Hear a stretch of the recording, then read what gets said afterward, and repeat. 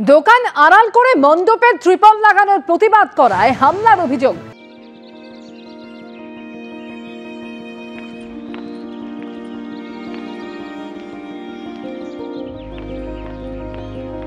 ব্যবসায়ীকে হুমকি মারধরের অভিযোগ দমদম পার্ক ভারত চক্রর যুগ্ম সম্পাদকের বিরুদ্ধে। ত্রিপল খুলতে বলা দোকানে চড়াও হয়ে মারধর করার অভিযোগ উঠছে। লেকটাউন থানায় নিয়ে অভিযোগ দায়ের হয়েছে। পাল্টা ব্যবসায়ীর বিরুদ্ধে প্যান্ডেল কর্মীদের গালিগালাজের অভিযোগ। কথা কাটাকাটি হয়েছে, মারধর করা হয়নি, দাবি দমদম পার্ক ভারত চক্রর যুগ্ম সম্পাদকের।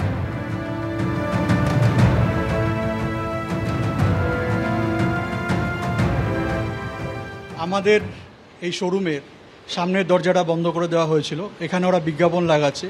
আমরা বলি অ্যাটলিস্ট কিছুটা জায়গা ফাঁকা রাখো যাতে ডাক্তার পেশেন্টেরা আসতে পারে। ত্রিপল মানে এসেই ত্রিপল লাগিয়ে দিয়েছে। আপনারা দেখতে পাচ্ছেন ত্রিপল এই পুরো জায়গাটা ঢেকে দিয়েছে। এখানে 30 জন প্রায় লোক বসেছিল। তারপর এই জায়গায় বলছে আমরা এখানে কাজ করব, আপনারা এখানে দোকানটা খুলতে পারবেন না। তো তারপর আমি বললাম যেহেতু আমাদের আটকাতে বলেছি তাকে ডেকে পাঠাও, তাকে আসতে বলো। তিনি আসেন। আমরা বললাম দাদা আপনি কাজ করছেন, একটু সাইডে করুন যাতে আমাদের কাজটা যেন না আটকায়। তো উনি কি করেন, উনি চেল্লাতে শুরু করেন, কোথা থেকে এসছো, এত সাহস হয় কী করে, দমদম পার্কে এসে দাদাগিরি করছো, উল্টোপাল্টা কথা বলতে পারো। তারপর আমাকে ধাক্কি এখান থেকে নিচ থেকে ধাক্কাতে এইখানে পর্যন্ত নিয়ে আসে।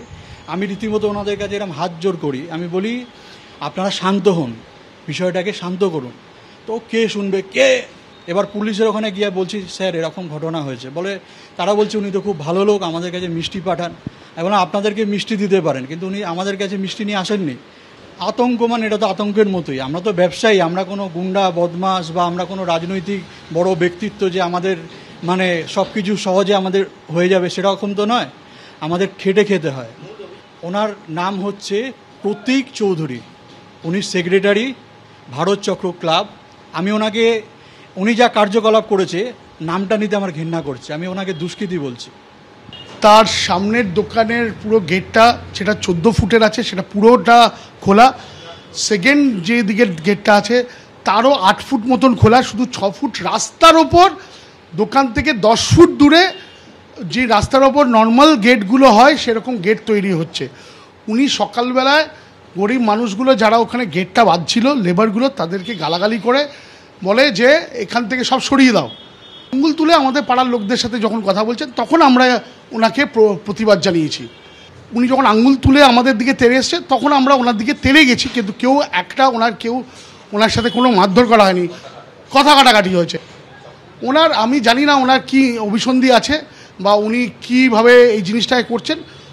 উনি জাস্ট আননেসেসারিলি একটা কমিশন ক্রিয়েট করার চেষ্টা করছেন।